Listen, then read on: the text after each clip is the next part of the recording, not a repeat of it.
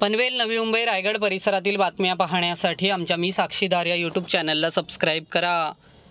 पनवेल शहरातील गोडसेआळी येथील मंगला निवास इमारतीमध्ये 3 सप्टेंबर रोजी रात्री थरारक प्रकार घडला। घरामध्ये अतिक्रमण करून राहत असलेल्या आरोपीला पनवेल शहर पोलिसांनी ताब्यात घेतले। पनवेल शहरातील मंगला निवास इमारतीतील 4थ्या मजल्यावरील भाडेकरू हे मूळ गावी गणपतीसाठी गेले होते। याचा फायदा घेत 5 ते 6 जणांनी या इमारतीतील फ्लॅटचा कुलूप तोडून आतमध्ये प्रवेश केला आणि ते या इमारतीत राहू लागले। या प्रकाराची माहिती मूळ भाडेकरूला देण्यात आल्यानंतर त्याने पनवेल शहर पोलीस ठाणे गाठले आणि संबंधितांविरोधात पनवेल शहर पोलीस ठाण्यात तक्रार दाखल केली। त्यानंतर पनवेल शहर पोलीस 3 सप्टेंबर रोजी त्या ठिकाणी रात्री आले। पोलिसांनी सदरच्या व्यक्तीला रूम खाली करण्यास सांगितले, मात्र त्या व्यक्तीने ही रूम माझीच असल्याचे सांगत त्या ठिकाणाहून बाहेर येण्याचे टाळले। अखेर पनवेल पोलिसांनी आतमध्ये प्रवेश करत या रूममध्ये अतिक्रमण केलेल्या व्यक्तींना ताब्यात घेतले। त्यांच्याकडे काही शस्त्र देखील सापडले असल्याची माहिती समोर आली आहे। यावेळी झालेल्या झटापटीत काही पोलीस देखील जखमी झाले आहेत। हा प्रकार बराच काळ सुरू होता। यावेळी मोठ्या प्रमाणात नागरिकांनी या ठिकाणी गर्दी केली होती। इमारतीतील वादाच्या प्रकारातून ही घटना घडल्याचे बोलले जात आहे। या प्रकरणी पनवेल शहर पोलीस अधिक तपास करत आहेत। पनवेल शहरातील मंगला निवास या इमारतीतील फ्लॅटमध्ये काही जणांनी अतिक्रमण केलं होतं। बेकायदेशीररित्या ते या इमारतीतील फ्लॅटमध्ये राहत होते। मात्र आपण या रूमचे भाडेकरू आहात, तर काय नक्की प्रकार घडला काल रात्री? माझं नाव दीपक घरत। सदर हा प्रकार काल संध्याकाळी सुमारे 6च्या दरम्यान घडलेला आहे। आम्ही इथे 6 म्हणजे करीबन 3 महिन्यापासून इथे राहत आहोत। तर हा 3 महिन्यापासून राहत असताना अचानक काल संध्याकाळी जे रूमचे मालक आहेत श्याम वलवलकर यांनी फोन केला की आपल्या रूममध्ये लॉक फोडून अतिक्रमण किंवा घुसण्याचा प्रयत्न केलेला आहे, तर तुम्ही तातडीने जसं असेल तसं रूमवरती या।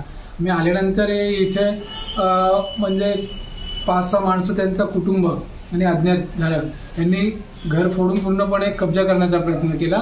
मग याच्यामध्ये आम्ही त्याला विचारलं असताना त्यांनी अरेरावीची भाषा, घाणेरड्या शिव्या वगैरे देऊन, हत्यारांचा धाक दाखवून त्यांनी आम्हाला पळून लावले।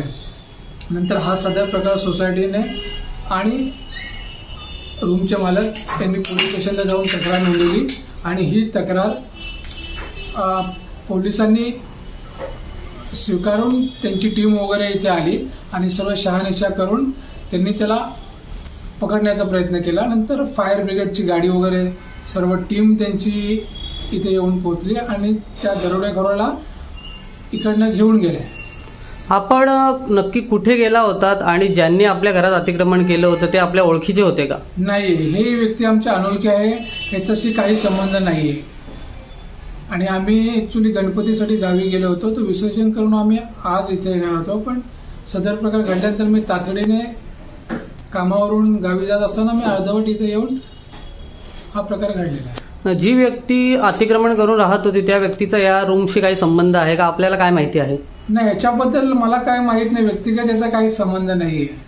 आणि हा सोसायटीचा मालक, आज त्यांचा काय व्यक्तिगत विषय आहे त्याची काही कल्पना नाही। रात्री किती वाजता हा प्रकार घडला आणि कशा प्रकारे पोलिसांनी त्या व्यक्तींना बाहेर काढलं?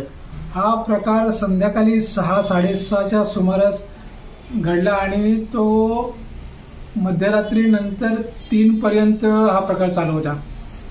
तोपर्यंत आपण सगळे बाहेरच होते की? सर्व पूर्णपणे आम्ही बाहेर होतो। लहान लहान मुलं होती आणि त्यांनी खूप म्हणजे चुकीच्या पद्धतीने त्यांनी घुसखोरी केली। मी एवढंच सांगू इच्छितो, जे पनवेल महानगरपालिका अंतर्गत शहर पोलीस स्टेशन जो आहे त्यांनी हा असुरक्षिततेचा जो प्रश्न आहे ह्याचा काहीतरी मार्ग लावा। कारण का असं कोणी जर घुसखोरी जर घरामध्ये करत असेल, ज्याची समजा की एखादी जीवितहानी झाली, त्याला जबाबदार कोण? कारण प्रत्येक माणूस हा व्यक्तिगत कोणाचा वॉचमॅन राहू शकत नाहीये। म्हणून शासनाला जे कोणी कॉर्पोरेटर असतील, जे कोणी नगरसेवक असतील, जेव्हा त्या अंतर्गत जे पोलीस शहर स्टेशन असेल त्यांनी याची दखल घ्यावी की भविष्यामध्ये असा प्रकार घडू नये। मी एवढंच सांगू इच्छितो।